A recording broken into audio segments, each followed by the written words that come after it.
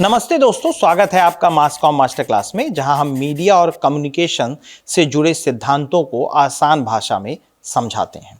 आज का हमारा विषय है फ्रेमिंग थ्योरी।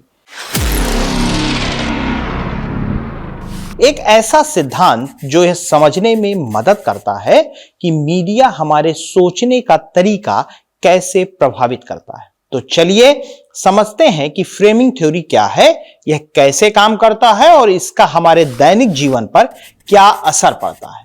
फ्रेमिंग थ्योरी की शुरुआत मीडिया और संचार के क्षेत्र में 1970 के दशक में हुई थी।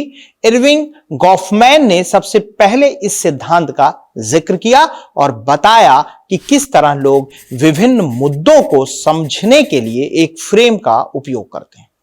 फ्रेमिंग थ्योरी कहता है कि मीडिया एक विशेष फ्रेम के माध्यम से किसी भी खबर या मुद्दे को प्रस्तुत करता है, जिससे दर्शकों के दिमाग में उस मुद्दे की एक खास छवि या धारणा बन जाती है। उदाहरण के लिए, एक ही खबर को कई तरीके से पेश किया जा सकता है, जैसे सकारात्मक, नकारात्मक या निष्पक्ष दृष्टिकोण से। यह फ्रेम्स हमारे दृष्टिकोण, हमारी राय और हमारे विचारों को बहुत हद तक प्रभावित करते हैं। फ्रेमिंग थ्योरी का मुख्य उद्देश्य यह समझना है कि मीडिया किस तरह से मुद्दों को प्रस्तुत करता है और इससे समाज पर क्या असर पड़ता है। मीडिया के माध्यम से किसी घटना को ऐसे ढंग से प्रस्तुत किया जा सकता है कि लोग उसे एक खास तरीके से देखने लगें। यह विशेष रूप से राजनीतिक और सामाजिक मुद्दों पर देखा जा सकता है, जहां शब्दों और चित्रों का चयन बहुत महत्वपूर्ण हो जाता है। फ्रेमिंग थ्योरी का महत्व इसलिए भी है क्योंकि यह दर्शकों को इस बात के लिए सजग करता है कि कैसे मीडिया के द्वारा प्रस्तुत किए गए फ्रेम्स उनके विचारों को प्रभावित कर सकते हैं। फ्रेमिंग थ्योरी के कई प्रकार हैं, लेकिन मुख्य रूप से हम यहां 3 प्रकार की फ्रेमिंग पर चर्चा करेंगे। इशू स्पेसिफिक फ्रेमिंग यानी विशिष्ट मुद्दा फ्रेमिंग। इसमें मीडिया किसी विशेष मुद्दे को एक खास दृष्टिकोण से प्रस्तुत करता है, जैसे पर्यावरण से जुड़े मुद्दों को संरक्षण के नजरिए से देखना। जेनरिक फ्रेमिंग यानी सामान्य फ्रेमिंग, यह सामान्य तरीके से खबर को प्रस्तुत करता है जो कि किसी भी मुद्दे पर लागू हो सकता है। उदाहरण के लिए, चुनाव की रिपोर्टिंग में अक्सर जीत और हार को एक खेल की तरह प्रस्तुत किया जाता है, जिसमें 2 पक्ष हैं।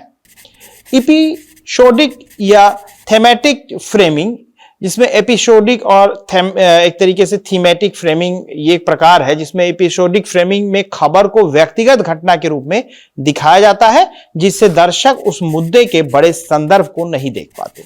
थीमेटिक फ्रेमिंग में खबर को एक बड़े सामाजिक या सांस्कृतिक संदर्भ में प्रस्तुत किया जाता है, जिससे दर्शक उस मुद्दे के व्यापक असर को समझ सकते हैं। अब हम फ्रेमिंग थ्योरी के कुछ सामान्य उदाहरण देखते हैं ताकि इसे और आसानी से समझा जा सके। राजनीतिक खबरों में फ्रेमिंग जब चुनावी मुद्दों को मीडिया देश की सुरक्षा या आर्थिक विकास के फ्रेम से दिखाता है, तो दर्शकों के लिए मुद्दों की प्राथमिकता बदल जाती है। इससे लोग यह मानने लगते हैं कि यह मुद्दे ज्यादा महत्वपूर्ण हैं, चाहे असलियत कुछ भी हो।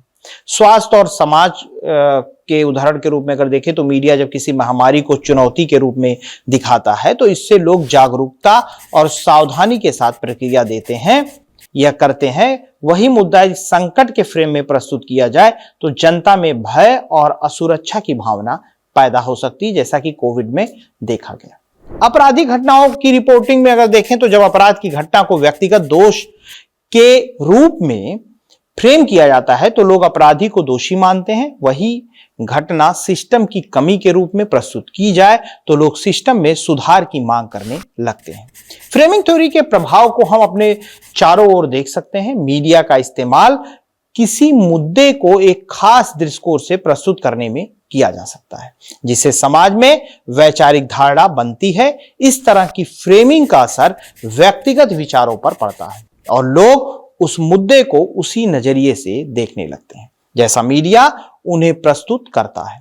हर सिद्धांत की तरह फ्रेमिंग थ्योरी की भी कुछ आलोचनाएं हैं। आलोचक कहते हैं कि मीडिया द्वारा मुद्दों की फ्रेमिंग में कई बार सच्चाई का अभाव होता है। इसमें खबर को खास तरीके से प्रस्तुत करने के लिए तथ्यों को चयनित किया जाता है जो कि जनता के विचारों को भ्रामक रूप से प्रभावित कर सकता है।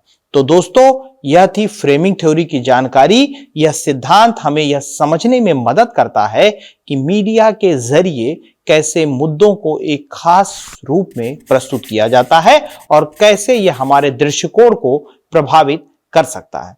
फ्रेमिंग थ्योरी हमें सजग बनाती है कि हम मीडिया में दी गई सूचनाओं को ध्यान से देखें और खुद से प्रश्न करें कि क्या हम उसे उसी तरह से देख रहे हैं जैसा हमें दिखाया जा रहा है। अगर आपको यह वीडियो पसंद आया हो तो इसे लाइक और शेयर करना ना भूलें और फिर मिलते हैं किसी अगले टॉपिक में। तब तक के लिए धन्यवाद। अपना ख्याल रखिए। This video channel, Masscom Masterclass, is a part of the Alvin Foundation initiative. All income generated from this YouTube channel is dedicated to supporting the education of underprivileged children. By liking, sharing, and supporting this content, you have the power to change the lives of many children. Your contribution can make a significant difference. Thank you for your support.